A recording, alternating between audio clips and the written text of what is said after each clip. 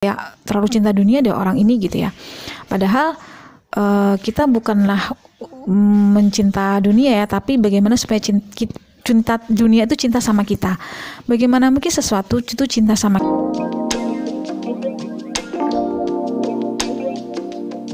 Assalamualaikum warahmatullahi wabarakatuh. Halo semuanya, jumpa lagi dengan aku Pipit Anggedia. Di video kali ini aku mau sharing seputar ya teman-teman finansial ya. Bagi teman-teman yang saat ini sedang struggle masalah keuangan, masalah finansial, nah bisa banget tonton video ini sampai selesai. Selengkapnya tonton terus videonya ya. Nah, tidak dipungkiri gitu ya, dari sekian banyak permasalahan yang terjadi kepada manusia gitu ya, kepada kita, itu adalah masalah ekonomi yang mendominasi. Nah, bagi teman-teman yang saat ini sedang mungkin ekonomi di bawah gitu ya, uangnya sedikit gitu ya, pengen lebih banyak, pengen naikkan penghasilan, atau yang kerjaannya sekarang itu hasilnya masih ratusan ribu gitu ya, terus pengen jutaan, atau jutaan pengen setelah 1 digit udah ke 2 digit gitu ya. Nah, bagaimana sih bisa supaya apa yang kita kerjakan sekarang itu bisa membuat penghasilan kita semakin meningkat atau kondisi ekonomi kita membaik. Bagi teman-teman sekarang yang kerjaannya itu kayak secara materi gitu ya, tidak berharga apa ya, kayak tidak menghasilkan banyak uang, tapi di sini teman-teman ya, kita kerjakan sesuatu itu dengan penuh rasa cinta, rasa tulus gitu ya. Meskipun sekarang tidak menghasilkan banyak uang, misalnya nih masih ratusan ribu digaji gitu ya, tapi yakini bahwa itu adalah pekerjaan atau amanah yang Allah kasih ya, ratusan ribu itu, dan Allah bisa kasih lebihnya ya, lelah kita di pekerjaan itu yang kita anggap gak sebanding, itu bisa Allah hadirkan di tempat lain gitu, di sumber yang lain ya, asal kita ikhlas, senang hati menjalani aktivitas kita, itu syaratnya. Jadi di sini benar-benar kita harus mencintai ya sepenuh hati apa yang kita kerjakan sekarang. Mungkin yang udah penghasilannya 1 digit gitu ya, pengen 2 digit, merasa kayak pekerjaan sekarang tuh kayak gak sesuai dengan pengorbanannya, gak apa-apa gitu. Cintai aja, sayangi aja pekerjaannya, kerjakan dengan tulus semuanya. Percaya aja Allah sedang menyiapkan pintu-pintu rezeki lain ya, selama kita ikhlas dengan amanah yang Allah kasih. Nah, kemudian next, ini juga penting ya teman-teman, hargai uang ya, sayangi uangnya, cintai uang berapapun yang masuk pada kita, meskipun itu belum jumlah yang diharapkan ya. Nah, salah satunya kita mengekspresikan rasa sayang kita dengan uang itu diajak ngobrol uangnya. Dan ilmu ini aku dapatkan dari pakar-pakar spiritual tentang keuangan ya, tentang vibrasi, tentang energi, tentang frekuensi uang gitu ya. Dan aku praktekkan ternyata betul teman-teman. Jadi setiap ada uang masuk itu dipegang uangnya ya. Kemudian kita ajak ngobrol uangnya. Itu kalimatnya bisa kayak gini. Pegang uangnya di hadapan kita gitu ya. Hai uang, terima kasih udah hadir di kehidupanku. Terima kasih sudah bersama dengan aku saat ini. Aku bahagia sekali ada kamu saat ini dengan aku. Sekarang kamu masuk dulu di dompetku ya. Kalau misalnya mau diistirahatkan duitnya ya, atau misalnya mau belanja, sekarang waktunya kamu berkontribusi untuk orang lain ya, untuk kebahagiaan dan kesenangan orang lain. Dan tugasmu sekarang ya adalah membawa atau menarik teman-temanmu yang banyak di luar sana untuk datang kepadaku. Terima kasih, terima kasih, terima kasih. Nah, itu sering-sering diucapkan kalau kita mendapat uang atau mau ngeluarin uang. Nah, itu ilmu yang aku terapkan selama 4-5 bulanan ya, sampai aku mencapai Allah bukakan pintu-pintu rezeki yang lain.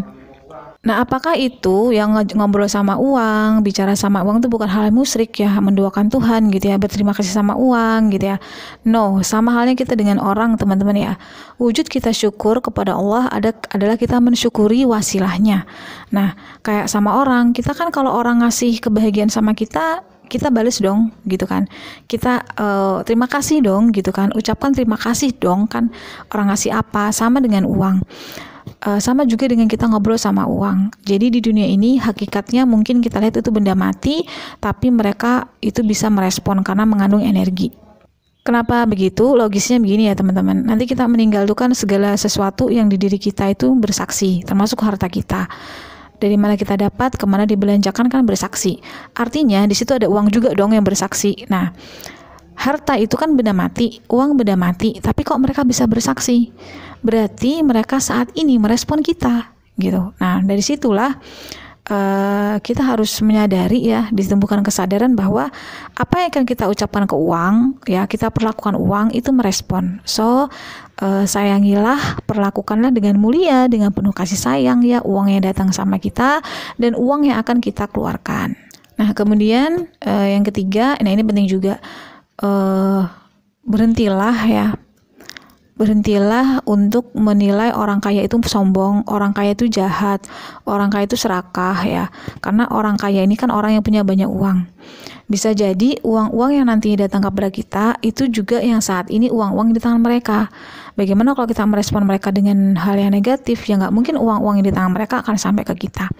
So berhentilah menghujat ya, mengasumsikan kekayaan itu atau orang-orangnya juga sebagai hal yang negatif, karena itu juga akan merespon. Jadi segala asumsi, prasangka, pikiran kita yang sumbernya dari diri kita akan balik ke kita. Jadi kalau kita sudah mulai merubah mindset bahwa orang kaya itu baik ya, orang kaya itu ternyata lebih dermawan dong kan ya, lebih banyak nyumbangnya, lebih banyak infaknya, lebih banyak zakatnya gitu kan, bisa haji, bisa umroh gitu. Nah, ambilnya sisi yang positifnya ya, pandanglah segala sesuatu dari yang positifnya sehingga kita mencintai orang kaya ya, memuliakan juga orang kaya, menyayangi orang-orang kaya, sehingga juga kita akan mudah menarik apa yang mereka miliki itu juga kita miliki, karena segala sesuatu itu merespon. Nah ini juga penting, di antara kita gitu ya, ada yang takut dengan uang. Nah maksudnya gimana? Masa sih takut dengan uang? Ya ada gitu. Benci uang, takut dengan uang, padahal sebenarnya mereka butuh dengan uang, tapi kayak ada orang ngomongin uang, mereka nggak suka, kayak terlalu cinta dunia deh orang ini gitu ya. Padahal kita bukanlah mencinta dunia ya, tapi bagaimana supaya cinta dunia itu cinta sama kita. Bagaimana mungkin sesuatu itu cinta sama kita kalau kita tidak memberi respon yang juga respon cinta ya. Pasti sayang gitu.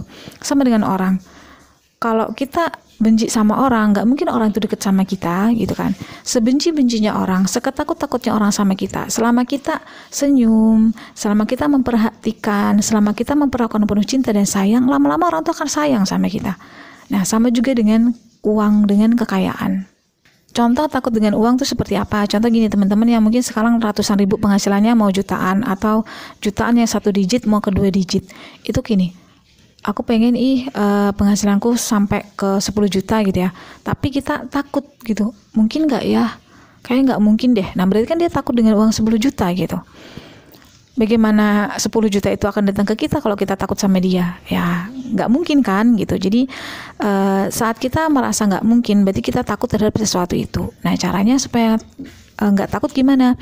Ya bilang sama Allah gitu ya, kita menyandarkan diri kepada Allah. Ya Allah, Engkau yang maha kaya, lagi maha mengkayakan, mudah bagimu ya Allah gitu. Jadi gak ada batasan, hilangkan pikiran-pikiran yang berbatas tentang itu gitu, tentang uang gitu, supaya kita gak takut gitu loh sama uang. Kita terbuka sama 10 juta gitu ya, mungkin kita yang dari ratusan sekarang terbuka untuk yang jutaan gitu ya, sehingga supaya mudah juga datangnya gitu. Mereka itu gak takut sama kita gitu, karena mereka merespon kita, tahu kita oh ini orangnya penuh cinta nih, penuh kasih sayang nih gitu. Nah ini perbaiki inner work itu penting ya teman-teman. Inner work itu lebih kepada penyakit-penyakit hati yang kayak hasad, iri, dengki, benci ya, nggak bisa memaafkan, dendam, itu termasuk salah satunya hal-hal yang tidak disukai uang ya. Maksudnya uang itu kan identik dengan kebahagiaan. Jadi orang yang punya banyak uang harusnya bahagia. Kalau orang banyak uang nggak bahagia, berarti orang itu salah dalam mempergunakan uangnya, membelanjakan hartanya.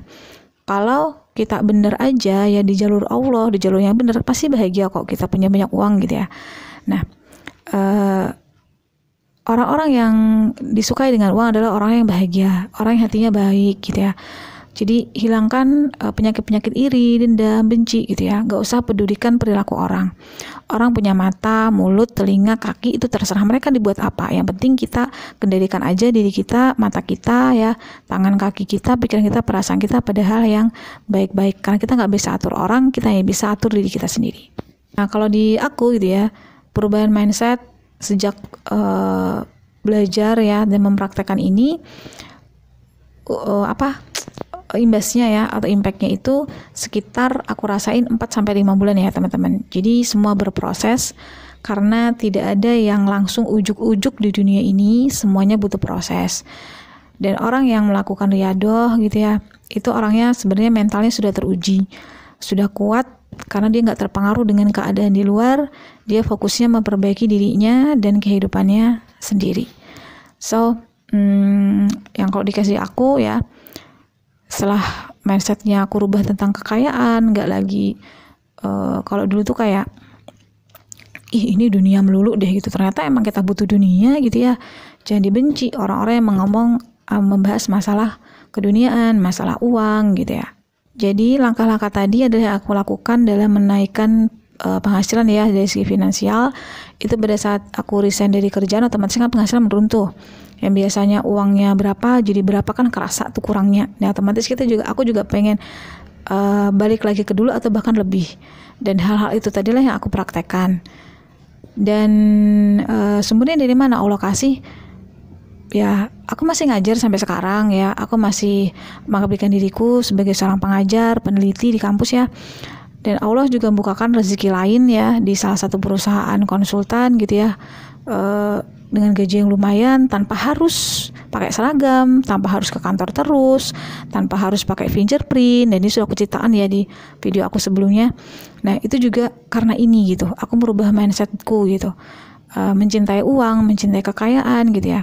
Kemudian baru-baru ini juga YouTubeku teman-teman, YouTube aku mulai kelihatan pergerakannya gitu, uangnya mulai jutaan gitu. Nah, itu siapa?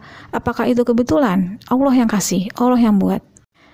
Dan tidak ada yang kebetulan di dunia ini. Jangan menganggap segala sesuatu yang terjadi itu kebetulan. Karena kalau kita bilang ya kebetulan, kita tidak akan bisa mengambil pelajaran dari pola-pola hidup kita yang benar dan yang salah. So, apakah yang terjadi dalam hidup itu kebetulan? Tidak. Itu sudah sesuai dengan apa yang aku lakukan, ya, apa yang ada dalam diri aku, ya. Karena kita berdoa dan menyelaraskan perilaku kita, diri kita dengan doanya, sehingga doa itu mewujud. So, gak ada yang kebetulan. Jadi seperti yang terjadi dari aku, dapat kerjaan gitu ya, kerjaan baru. Sekarang aku ngajar dengan berbagai macam aktivitas, aku buat video, itu semua menghasilkan uang gitu. Bahkan sekarang juga kelas online, meskipun berbayar kelas online, tapi aku anggap gratis sih kalau di aku, karena itu aku kompensasikan kepada teman-teman, fasilitas ke teman-teman lagi gitu. Dan masih akan mungkin gitu terbuka lagi dari jalur yang lain selama aku menyenangi aktivitasnya, mensyukuri, bahagia gitu ya. Tidak fokusnya kepada uang. Jadi uang itu akan mendatangi kita sendiri kalau kita menyenangi dan mencintai apa yang kita kerjakan. Intinya syukuri apa yang Allah kasih sekarang, berbuat yang terbaik ya, diganti mindsetnya jadi mencintai kekayaan, memandang positif orang-orang kaya gitu ya. Dan apa ya, intinya juga pokoknya selalu selaraskan diri ya dengan rezeki berupa finansial, berupa uang. Nanti dengan sendirinya ya uang-uang itu yang datang. Kita nggak ngejar duit lagi, tapi duit-duit itu yang akan ngejar-ngejar kita. Jadi sambil riyadoh ya, sambil juga diselaraskan dirinya dengan apa yang diinginkan, apa yang diriyadohkan. Dan satu lagi pesan aku ya teman-teman, misalnya nih kita udah punya keinginan kita tercapai ya, riyadohnya jangan ditinggalkan, ibadahnya jangan ditinggalkan. Karena apa? Kita riyadoh, kita ibadah itu untuk Tuhan, untuk Allah, bukan untuk dunia. Nah itu, kalau kita ikhlas dalam beramal, setelah kita mendapatkan apa yang kita inginkan, amal kita nggak akan pernah terputus ya. Amal kita tetap terus, karena apa ya, menjadi satu kebiasaan ya. Kebiasaan itu kalau ditinggal kayak ada sesuatu yang kurang. Kayak kita makan porsinya itu sudah segitu gitu ya, kalau kurang pasti kita akan nambah. Sama juga gitu dengan ibadah. So meskipun kita udah dapat apa yang kita inginkan, ibadahnya tidak harus terus jalan. Karena apa? Lillah ya, lillah, kita seneng gitu ya, kita ibadah itu sebagai wujud syukur gitu. Oh ya teman-teman yang mau belajar lebih jauh ya tentang berubah pola pikir dengan istighfar dan sholawat, itu teman-teman bisa follow Instagram aku ya. Di sana ada info tentang kelas online, dan di Instagram aku lebih sering update tentang ini ya teman-teman, kaitan ya ilmu-ilmu kehidupan ya. Biasanya apa yang terjadi dalam satu hari itu yang ada kaitannya dengan ini ya, Riyadhah dan juga The Law of Attraction, aku biasa sharing di Instagram. Oke, itu aja dulu sharing dari video aku kali ini. Semoga bermanfaat dan sampai jumpa lagi insya Allah di video-video aku berikutnya. Wassalamualaikum warahmatullahi wabarakatuh.